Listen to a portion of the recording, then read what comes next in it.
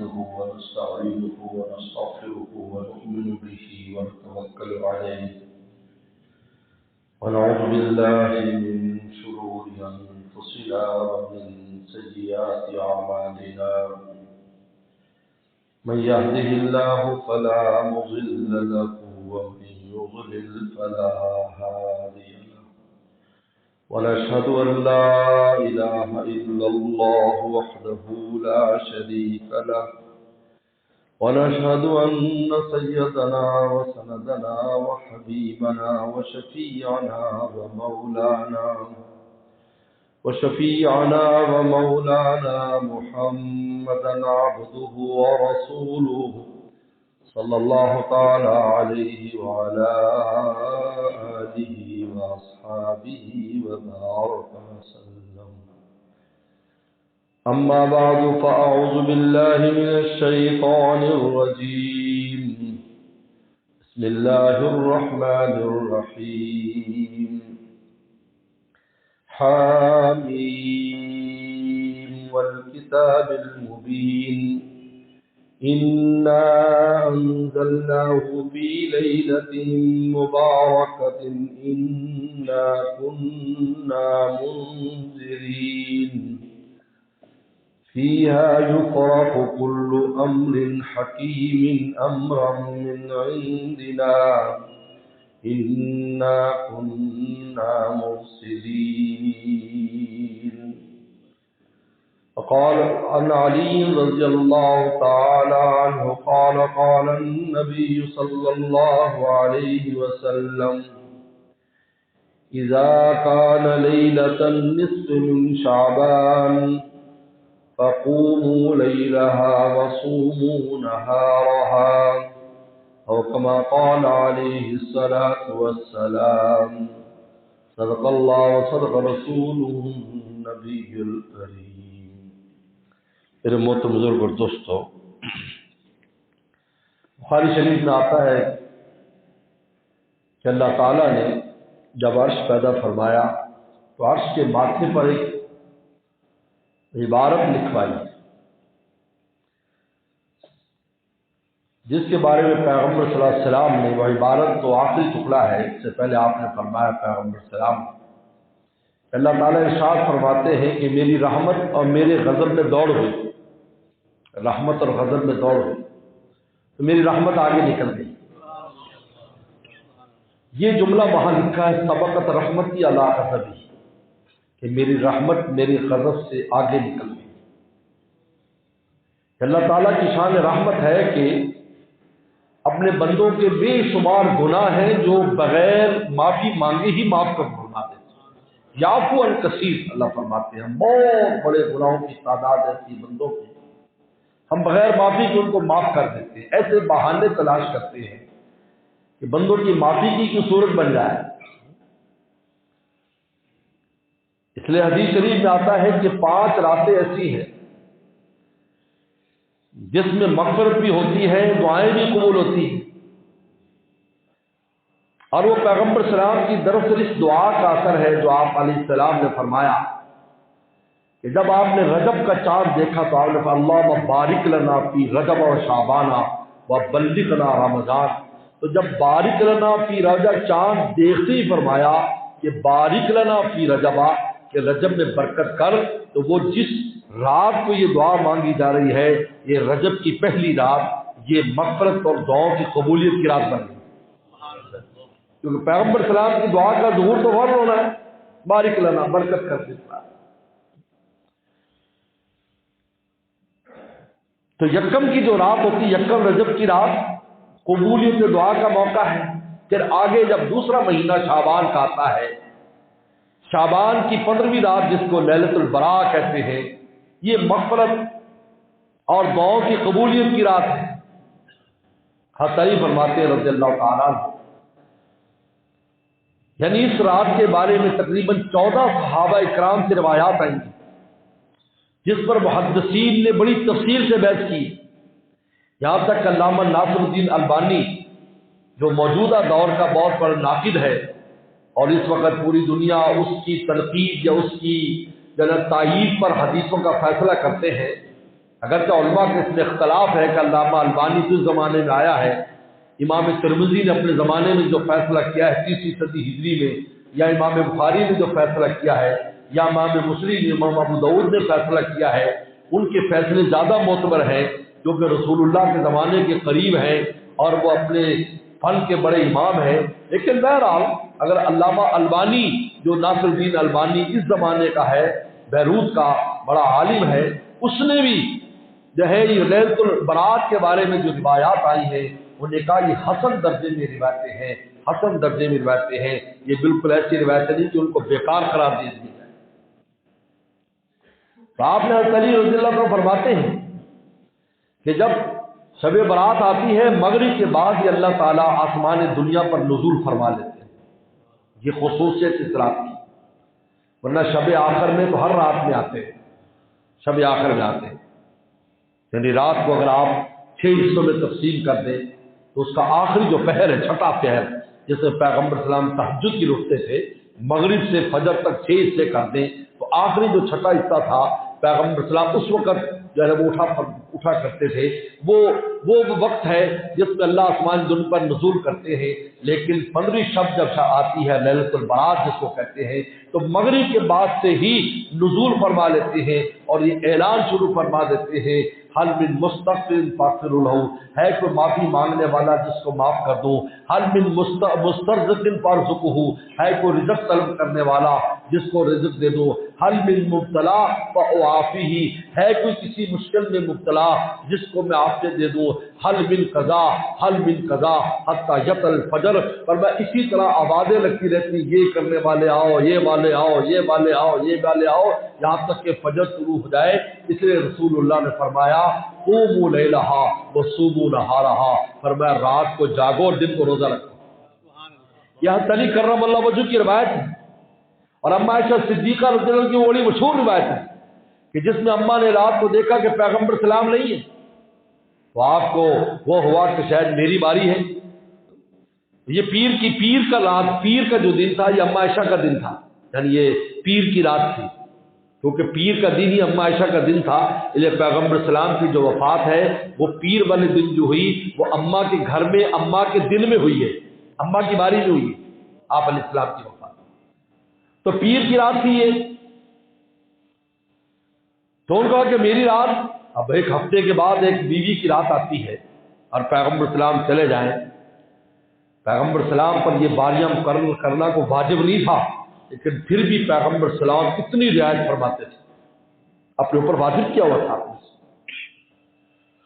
تو جب آپ چلے گئے تو اماں کو اس دل میں آیا کہ کسی میری باری میں کہیں اور چلے گئے، تو باہر نکلی، تلاش کیا، پہلے حجروں کے پاس پھرتی رہی، اس کے بعد جب دیکھا تو پیغمبر سلام جنت البقیع کے پاس کھڑے ہیں اور آپ نے اپنے دعا کے لیے ہاتھ اٹھائے ہوئے اور آسمان کے لیے دیکھ رہے ہیں۔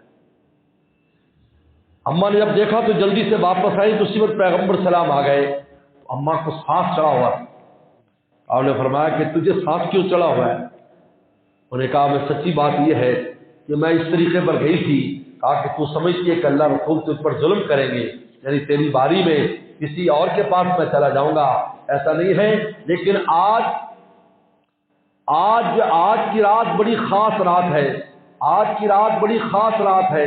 جبریل صلی اللہ علیہ وسلم میرے پاس آئے تھے، انہیں کہا آج کی رات خاص رات ہے، آج کی رات اللہ تعالیٰ آسمان دنیا کی طرف جھانکتے ہیں، اور بنو کلب قبیلہ جس کی بکریاں پورے عرب میں سب سے زیادہ تھی، اس بکریوں کے بالوں سے زیادہ لوگوں کی مغفرت فرما دیتے ہیں۔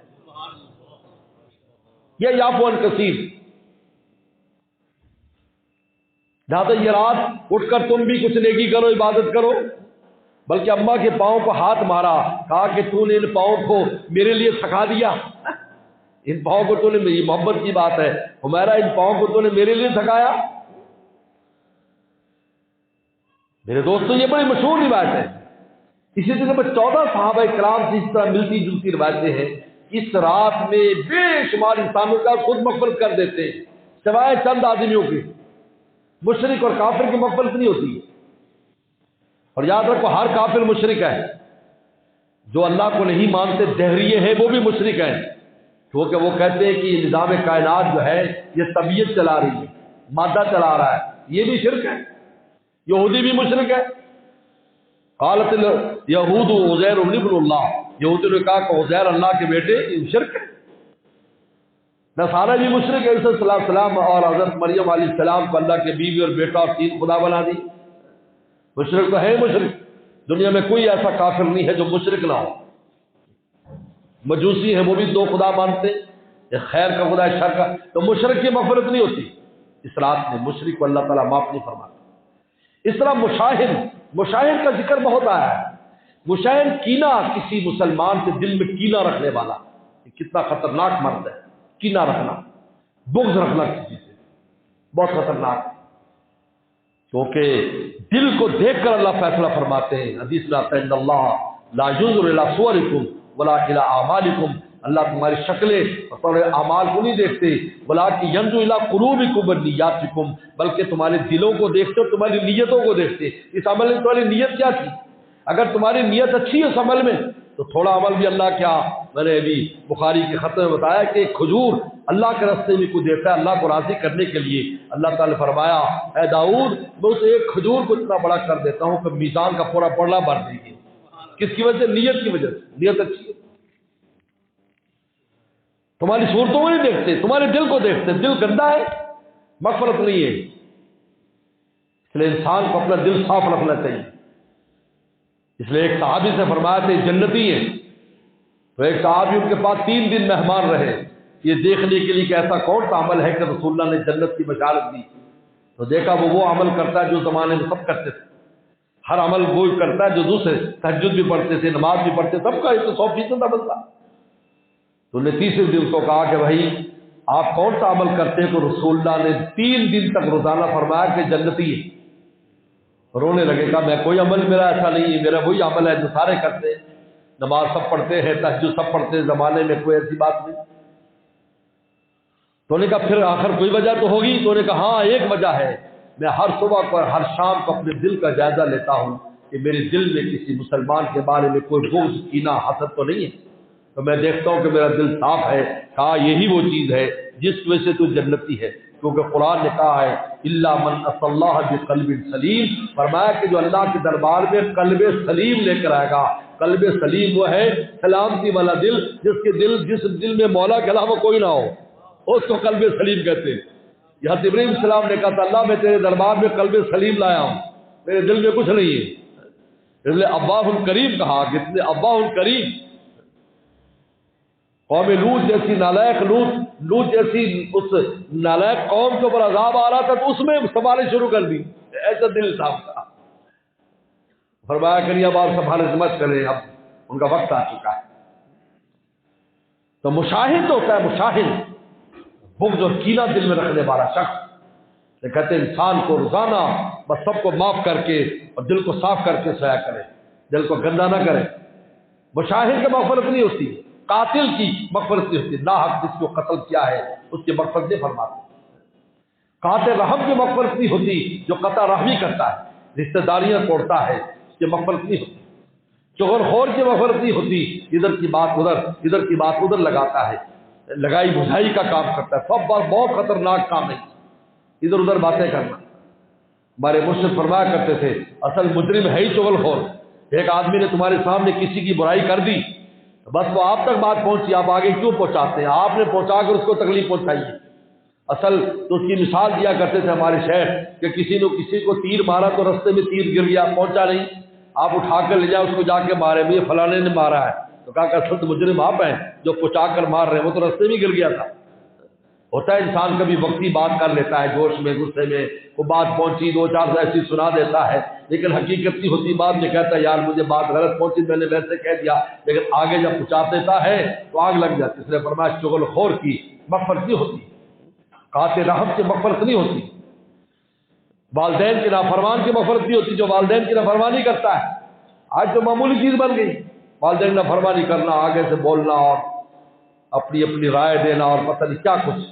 فرمان تلی دعمت ربتہا، قیامت کے علامات میں سے ہے کہ اور کہ لونڈیاں مالکنے جمے گی، مالکنے، رسول اللہ کے الفاظ دیکھیں، रब्बतहा लफ्ज आता है कि माल लौंडियां मालकने लगेगी, तो लिखा है कि लड़कियां भी नाफरमानियां करने लगेगी। हालांकि पहले तसव्वुर नहीं था कि लड़की बाल नाफरमानी करे, क्योंकि तो समझती थी मैं तो माँ बाप के सहारे पर हूँ, बेटा तो बाहर निकल जाता है, समझता है मैं पता नहीं क्या कर लूंगा।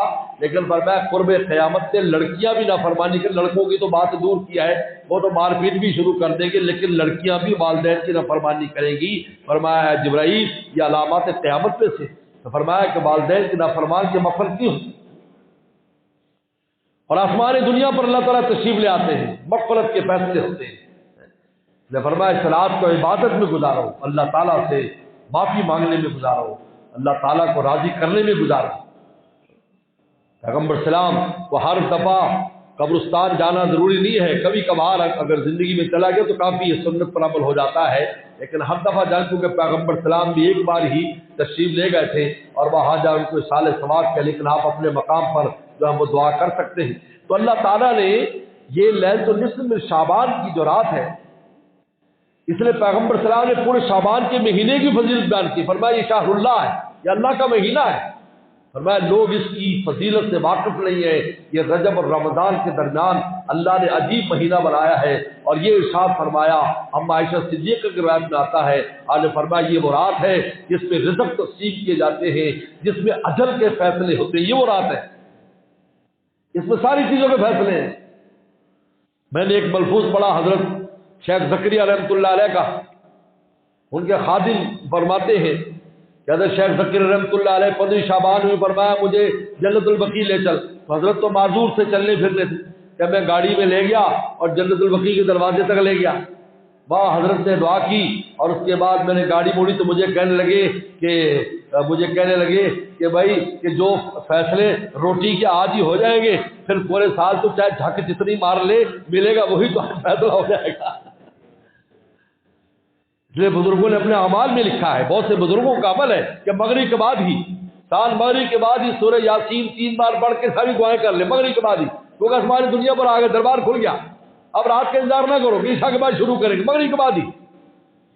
बहुत से बुजुर्गों ने अपने अमाल में लिखा है, बल्कि मुजद्दिद रफ़सानी रहमतुल्लाह अलैह ने लिखा है कि मगरिब होते ही मगरिब नमाज पढ़ ले, सुन्नत नफिल से फारिग हो जाए, 3 बार सूरह यासीन पढ़े और एक दफा सूरह यासीन पढ़े तो उसमें अल्लाह ताला से दुआ मांगे, ए अल्लाह मेरी उम्र दराज कर दे और मेरी रिज़्क़ में बरकत कर, क्योंकि दोनों चीज़ों का फैसला आज होने वाला है और अल्लाह ताला के हाथ में है मेरे आपकी उम्र को दराज करना, मेरे आपकी रिज़्क़ को बढ़ाना अल्लाह ताला के हाथ में। मेरे मुर्शिद परवाह करते शाह की मक़्सद रहमतुल्लाह अलैह, तकदीर अल्लाह पर गालिब नहीं है, हमारे लिए तकदीर का फैसला बदल नहीं सकता, लेकिन अल्लाह ताला बदलना चाहे तो उनको कौन रोक सकता है, कोई नहीं रोक सकता, वो बदल सकते। फिर आपका काम है दरवाजा खटखटाए, हम ये कहकर छोड़ दें जी बस जो हो गया वो हो गया, ऐसा नहीं है। अल्लाह ताला के वो फिर अगर अल्लाह ताला भी मजबूर है जो लिख दे उसको तब्दील नहीं कर सकते, तो ये अल्लाह ताला की शान के खिलाफ है। इसलिए मेरे शेख फरमाते थे भाई मैं और आप नहीं बदल सकते, लेकिन वो तो तब्दील कर सकते हैं। ज़्यादा 3 चीज़ें खास तौर पर जब इस रात में अल्लाह ताला से मांगी जाए, सूरह यासीन ये अमल भी शुरू में जब किया जाता है, ये भी और रात को भी। एक तो रिज़्क़ के बारे में अल्लाह आप वसत फरमाते, अगर तंगी लिखी तो आप वसी फरमाते, आपके लिए कुछ मुश्किल नहीं। अगर मेरी उम्र कम लिखी है आप हिदायत के साथ नेकी के साथ मेरी उम्र दराज का फैसला फरमाते, आपके लिए क्या मुश्किल है। और शकावत और सआदत, अगर आपने शकी लिखा हुआ है अल्लाह सआदतमंदों में लिख दीजिए, आपके लिए क्या मुश्किल है। इसलिए कि आप जो चाहे मिटा सकते हैं, जो चाहे लिख सकते हैं। कुरान ने खुद कहा यमहुल्लाहु मा यशाउ युस्बित व इंदहुल किताब, अल्लाह जो चाहते लिख देते हैं, जो चाहते मिटा देते हैं। फरमाया उम्मुल किताब अल्लाह के पास है, वो जो चाहे उसमें तब्दीलियां करा देते हैं। अल्लाह का कलम चलता रहता है, तब्दीलियां होती रहती है। तो 3 चीजें खास तौर पर, फिर दोबारा इंसान यासीन पढ़े, फिर उसके अंदर बीमारी और उन चीजों से जो है वो आफियत मांगे, फिर यासीन पढ़े, फिर अल्लाह ताला से मग़फ़िरत मांगे, क्योंकि अल्लाह की माफ़ी की रात है जिसमें फरमाते हैं कि मैं माफ़ कर देता हूँ बहुत बड़ी तादाद को। तो ये अमल मगरिब के फौरन बाद का लिखा है, उलमा इकराम बुजुर्गों ने अमल लिखा है, बाद दुआएं भी लिखी है उसके साथ। तो बहरहाल ये वो रात है जिसमें फैसले होते हैं, लेकिन अब ये फैसले तो इस रात में हो जाते हैं, लेकिन इनका जो निफाज है वो लैलतुल क़द्र में होता है, याद रखो। لیلۃ البرات میں فیصلے ہوتے ہیں اور ان کا جو نفاذ ہے، جس طرح بجٹ بنتا ہے، بجٹ بن گیا، اب اس کا نفاذ فوراً نہیں ہوتا اگلے دن سے ہو جائے، کچھ دن کے بعد ان کا نفاذ ہو جاتا ہے، چیزیں مہنگی سستی ہونا شروع ہو جاتی ہیں اس بجٹ کی وجہ سے۔ اسی طریقے پر اس رات میں فیصلے ہوتے ہیں، لیکن ان کا نفاذ کیسا ہوتا ہے وہ قرآن مجید نے اس کے نفاذ کی رات کو بتایا ہے۔ انا انزلناہ فی لیلۃ مبارکہ، ہم نے قرآن کو لیلہ مبارکہ میں نازل کیا ہے۔ انا کنا منذرین، اور ہم ڈرانے والے ہیں۔ فیہا یفرق کل امر حکیم، اسی میں ہر امر حکیم کے فیصلے کیے جاتے ہیں۔ امر من عندنا، ہمارے حکم سے۔ انا کنا مرسلین، ہم فرشتوں کو بھیجتے ہیں۔ یہ لیلۃ القدر کا بیان ہے جس میں قرآن نازل ہوا تھا۔ اس میں ان فیصلوں کی توثیق اور ان کی تقسیم شروع ہو جاتی ہے، لیکن وہ فیصلے جو کر دیے جاتے ہیں وہ فیصلے لیلۃ البرات سے فیصلے کیے جاتے ہیں۔ اس لیے آپ علیہ السلام نے ارشاد فرمایا، اماں نے پوچھا، اماں آپ آیا اللہ کے نبی صاحب روزے بہت رکھتے ہیں اس میں؟ فرمایا شاہ، اس میں موت و حیات کا فیصلہ ہوتا ہے، میں چاہتا ہوں جب میری موت کا فیصلہ ہو تو میں روزے سے ہوں، میں روزے سے جب فیصلہ میں روزے سے ہوں۔ اور خاص طور پر یہ رات آپ مجھے بتائیں، جب اس میں میرے آپ کے لیے فیصلے ہو رہے ہیں، یہ غفلت سے گزارنے والی رات ہے؟ یاد رکھو، آج لوگ بیٹھے ہوئے مفت کی تحقیقیں کرتے رہتے ہیں، جی یوں ہے تو وہاں ہے، عمل کچھ کرنا نہیں ہے، نہ خود عمل کرنا ہے نہ لوگوں کو کرنے دینا ہے، بس یہ آج ایک وتیرہ بنا ہوا ہے۔ نئے نئے محققین بن گئے، نئے نئے محققین بن گئے اور آ کر جناب تحقیقیں شروع کر دی۔ بھائی جو جن محدثین نے ان کو نقل کیا ہے ان کتابوں، اپنی کتابوں میں، وہ کوئی معمولی لوگ نہیں تھے، انہوں نے اپنی کتابوں میں حدیث 14 صحابہ کرام کی روایت لیلۃ القدر کی آتی، تو پیغمبر صلی اللہ علیہ وسلم کی دعا کی عجیب برکت ہے کہ آپ نے فرمایا رجب اور شعبان میں جو ہے وہ فرما دے اے اللہ برکت کر دے اور رمضان میں پہنچا دے، تو یکم رجب کی رات قبولیت دعا کی رات بن گئی، 15 شعبان کی رات قبولیت دعا مغفرت کی رات بن گئی، اور عید کی رات، اس کے بعد عید کی رات، اس کے بعد رمضان آیا، جب رمضان آیا تو لیلۃ القدر آ گئی، آخری عشر میں چلی گئی۔ دیکھو ترتیب دیکھیں، یعنی پہلے یکم رجب، پھر 15 شعبان، پھر آخری عشر آ گئی۔ اب اس میں بھی 21 اور 27 کی سب سے زیادہ ورنہ جتنی ٹاکراتے ہیں، اس کے بعد پھر بالکل آخر آ گیا۔ تو فرمایا کہ لیلۃ الفطر کی رات قبولیت دعا کا وقت ہے، کیونکہ یہ وہ ہے جو جس کو لیلۃ الجائزہ کہتے ہیں، انعام کی رات۔ اب دیکھو 30 آ گئی، 29 آ گئی۔ اس کے بعد پھر فرمایا کہ عید الاضحیٰ، اور عید الاضحیٰ اگلے مہینے کی 10 تاریخ تک چلی گئی۔ اب فرمایا عید الاضحیٰ کی جو رات ہے، اور آپ نے ارشاد فرمایا جو ان 2 راتوں میں جاگے گا، قیامت کی جب سب جن لوگوں کے دل مر جائیں گے، اس آدمی کا دل نہیں مرے گا جو ان 2 راتوں کو عبادت میں گزارے گا۔ جب اکثر دوستوں سے تلقین کرتے ہیں، اور یاد رکھو تمام وہ راتیں جس میں عبادت کا حکم ہے، اس میں کم از کم یہ کام کرنا چاہیے کہ عشاء اور فجر جماعت سے پڑھیں اور چند نفل پڑھ لیں، کچھ دعا کر لیں، ایسے نہ غفلت نہ کریں۔ اللہ فرمایا کہ ہم نے دربار کھولا ہے، یہ نئے نالائق انسان نے ایک چھوٹی سی درخواست بھی نہیں دی، ہم کو پٹی دے دیتا تو ہم سمجھتے ہمارے دربار کی اس کو اہمیت ہے۔ یہ بہت غفلت، یہ بڑی محرومی اور بدنصیبی کی بات ہے۔ ہم نہیں کہتے آپ ساری رات جاگیں، آپ مریض ہیں، آپ کو کام ہے، کوئی بات نہیں، 2-4 نفل پڑھ لیں، 10 نفل پڑھ لیں، کچھ دعا کر لیں، تاکہ اہمیت ہو۔ آخر وہ دربار کھلا ہے، یہ اللہ کے دربار کی شان ہے، مجھے بتائیں یہ شان ہے۔ دیکھو جمعے کو دربار کھلتا ہے، اللہ کے جمعے کو دربار کھلا ہوا ہے، جمعے کی نماز پڑھو، اب نہیں آتے، فرمایا نفاق کی مہر لگا دیں ان کے دل پر، ہمارا دربار کھلا ہے، یہ وقت ہے جو جنت میں ہماری زیارت کرنے آتے نہیں ہیں۔ اس نے اور نمازوں کے بارے میں یہ نہیں کہا کہ اور نمازوں میں غفلت میں مہر لگتی، جمعے میں فرمایا کیونکہ دربار کا وقت ہے، جمعے کا وقت دربار کا وقت ہے، قیامت کے دن اسی وقت میں اللہ تعالیٰ کی زیارت ہوگی، اللہ تعالیٰ کی ملاقات ہو۔ تو کم از کم یہ کام تو کرے کہ انسان عشاء اور فجر جماعت سے پڑھے۔ حدیث میں آتا ہے جن نے عشاء جماعت سے پڑھ آدھی رات عبادت کی، جس نے فجر پر اس نے پوری رات عبادت کی، 2-4 نفل پڑھ لے، کچھ دعائیں کر لے، کچھ سب کا خیرات کر دے، کچھ تسبیح ذکر اذکار کر لے، پھر سو جائے، کوئی بات نہیں۔ ساری رات نہیں جاگ سکتا تو کوئی بات نہیں، روزہ ہمت ہے تو روزہ رکھ لے، ہمت نہیں ہے تو روزے داروں کو، جو کوئی روزہ رکھ رہا ہے تو اس کے ساتھ تعامل کر لے، بھائی تم روزہ رکھ لو یار، چلو شہری افطاری ہماری طرف سے تم کر لو، ہم نہیں رکھ سکتے، ہمیں شوگر کا مریض ہے، ہمیں کوئی مسئلہ ہے، لیکن ان راتوں کو خالی نہ چھوڑے. یہ ہمیشہ عید والی رات بھی ہم بڑی غفلت کرتے ہیں. عید والی رات سب سودا سلم میں گزار دیتے. نہیں، 2-4 نفل پڑھ لیں، اس کے بعد آپ مارکیٹنگ کریں، جاؤ، کون منع کرتا ہے. لیکن اس آخر دربار کھلا ہوا ہے، لیلۃ الجائزہ ہے. اور یہ جو رات عید کی ہوتی ہے بقرعید والی، یہ رات دراصل یہ لیلۃ العرفہ ہے. حاجیوں کے لیے یہ رات، حدیث شریف میں آتا ہے کہ یہ جو رات ہے حاجی کے لیے، یہ جو بعد میں آتی ہے، جس کی صبح کو 10 تاریخ ہوتی ہے اور حاجی جا کر مینا میں جو وہ ذبح بھی کرتا ہے اور ربی وغیرہ کرتا ہے، اس رات کو پیغمبر السلام نے لیلۃ القدر سے بھی افضل قرار دیا حاجی کے لیے. لیلۃ القدر سے میں اکثر حاجیوں سے کہتا ہوں، یار لیلۃ القدر کے ملنے کا تو یقین نہیں ہوتا. ویسے تو ہم جاگتے ہیں لیکن اب پتہ نہیں ملی نہیں ملی، پتہ نہیں کون سی رات میں تھی، لیکن یہ تو یقینی رات ہے کہ بھائی. اور پھر اس میں سونا بھی نہیں ہوتا کیونکہ مزدلفہ میں آ رہے ہیں جا رہے ہیں، پوری فجر اس طرح گزر جاتی ہے. بھائی 2-4 نفل پڑھ لو، کچھ یہاں دعائیں کر لو اور کچھ اللہ اللہ کر لو، کیونکہ یہی رات. اور یہ ہمارے لیے جو رات ہوتی ہے یہ وہ لیلۃ الاضحیٰ کی رات ہوتی ہے. لہذا ہمارے لیے بھی قبولیت دعا کا وقت ہے اور حاجیوں کے لیے بھی قبولیت دعا کا وقت. اس لیے میرے دوستو، اللہ تعالیٰ نے ہمیں نوازنے کے اور معاف کرنے کے بڑے بہانے بنائے. تو انشاءاللہ تعالیٰ ابھی چونکہ منگل والے دن، منگل کو لیلۃ کے بعد جو رات آئے گی، منگل اور بدھ کے درمیان، یہ جو ہے 15 شب ہے، یہ شب برات ہے. لہٰذا ابھی سے ہم نیت کریں کہ ہم خود بھی، اپنے بال بچوں کو بھی اور اپنے گھر والوں کو بھی اس رات کچھ نہ کچھ عبادت میں بھی، کچھ عبادت میں گزارے، صدقہ خیرات. لیکن یہ جو فضولیات ہیں، کس میں حلوے پکاؤ اور اس پہ جناب وہ آتش بازی کرے، دیکھو اس کا کوئی تعلق نہیں ہے. ہمیشہ شیطان نے یہ کام کیا ہے، ہماری عبادت کی راتوں کو ضائع کرنے کی کوشش کی ہے. وہ ضائع کرتا ہے. پٹاخے بجا رہے ہیں، اب پٹاخے بجا رہے ہیں، تکلیف الگ ہے، پیسہ الگ خرچ ہو رہا ہے، خطرہ الگ ہے، کہیں آگ لگ جاتی ہے، کچھ ہو جاتا ہے. یہ سب اپنے بچوں کو منع کرے، بلکہ ان کو یہ ترغیب دے کہ اللہ تعالیٰ مغرب کے بعد آ جائیں گا آسمان دنیا پر، بس اب ہم نے مغرب کے بعد سے نیکی شروع کر دینی ہے.